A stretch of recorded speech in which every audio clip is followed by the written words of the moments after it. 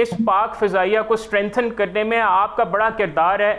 How does it feel کہ آپ کی جو محنتیں اور پوری پاک فضائیہ کی جو کاوشیں ہیں اس کی بدولت اللہ تعالیٰ نے ہمیں اتنی بڑی کامیابی سے نوازا, اسپیشلی JF-17 تھنڈر نے جس طرح S-400 سسٹم کو نشانہ بنایا اور تباہ کیا؟ سب سے پہلے تو ہمیں اللہ کے آگے جھکنا چاہیے, اللہ کا شکر ادا کرنا چاہیے کہ یہ صرف اللہ تعالیٰ کی ایک خاص رحمت تھی جس کی وجہ سے اللہ تعالیٰ نے ہمیں یہ دن دکھایا. میرا ماننا یہ ہے کہ اللہ تعالیٰ کی تائید کے بعد جو ہم آہنگی, ٹیم ورک اور خلوص نیت ہے وہ کبھی رائے گاہ نہیں جاتی. اور میرا ایک اور ماننا یہ بھی ہے کہ اللہ تعالیٰ کے ہاں اگر آپ مؤدب رہ کے اللہ کی مدد حاصل کرتے رہتے, اس میں اگر آپ خلوص نیت کے ساتھ محنت کریں تو اللہ تعالیٰ محنت کبھی رائے گاہ نہیں جانے دیتے.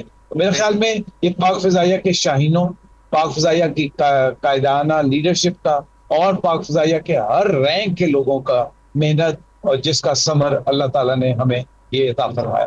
الحمدللہ. Sir now let's come to the technical aspect of this battle, جس پہ پاکستان, جس میں انفیکٹ جو بھارتی اینالسٹ ہیں, ٹیلی گراف کی رپورٹ میں تو کہا گیا it was not a dog fight, it was an ambush that Pakistan air force dead.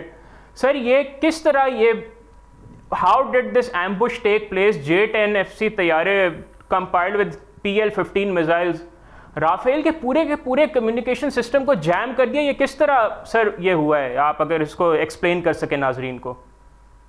جی میں مختصر طور پہ یہی کہنا چاہوں گا کہ پاک فضائیہ نے ایک نئی تاریخ رقم کی اور جس کے بارے میں آئندہ آنے والی کئی صدیوں تک, کئی سالوں تک ایک بک اسٹڈی کیس بن جائے گا کہ کس طرح ایک وہ فضائیہ جو تعداد میں تو کم تھی لیکن شاید کوالٹی میں بہت آگے تھی اور شاید تھنکنگ میں بہت آگے تھی اور شاید اپنے جو اثاثے تھے, جو آرسنل میں ویپنز تھے, ان کی ہمہ جہت جو انہوں نے امپلائمنٹ کی, دیٹ واز اے گریٹ کال.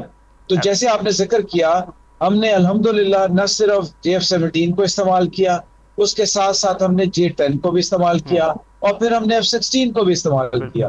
اور اس سے بڑھ کر اس ساری چیز کو ایکسپلائٹ کرنے میں ہمارے, جیسے آپ نے کہا, الیکٹرانک وارفیئر ایسٹس کی نہایت عقل مندانہ اور نہایت ٹیکٹیکل طریقے سے اس کی جو امپلائمنٹ تھی اس نے سارے عمل کو آگمنٹ کیا.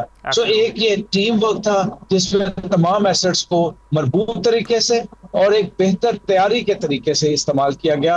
اور میرے خیال میں اس میں باقی جو ہماری عام فورسز ہیں ان کی بھی ہمیں فلی سپورٹ تھی, تائید حاصل تھی اور ایک ورک پہ سارے جمع تھے.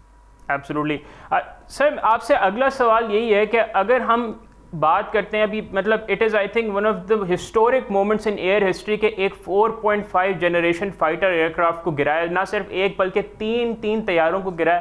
کیا آپ ناظرین کی انڈرسٹینڈنگ کے لیے بتا سکتے ہیں کہ یہ 4.5 جنریشن سے کیا, اس کا کیا مطلب ہوتا ہے؟ جیسے کسی پروڈکٹ کو آپ بہتر کرنا شروع کرتے ہیں اپنی بیسک پروڈکٹ سے, اس کو آپ امپروومنٹ کے لیے ایک نام دیتے رہتے ہیں.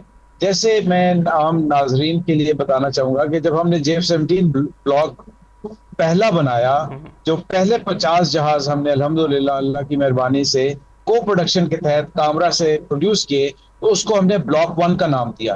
اب جب اگلے 50 ہم بنانے جا رہے تھے تو اس میں ہم نے سوچا کہ اس میں کچھ امپروومنٹ کی جائیں, کچھ اس میں نئی چیزیں ڈالی جائیں.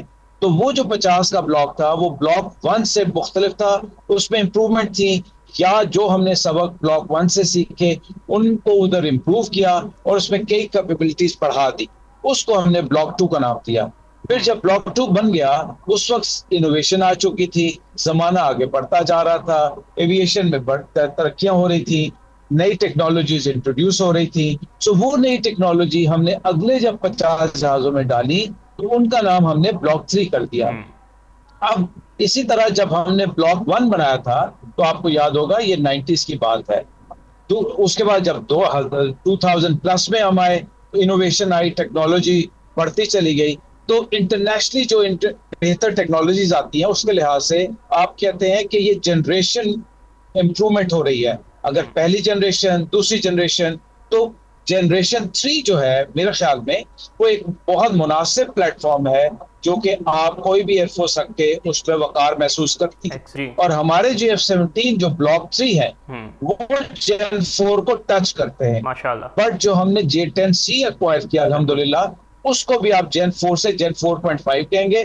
لیکن اب جو یہ انکاؤنٹر ہوا اس میں اب ہندوستانی اس کو جین نہیں کہتے, اس کو جن کہتے ہیں, کہ یہ وہ جن تھا جو ہمیں کھا گیا.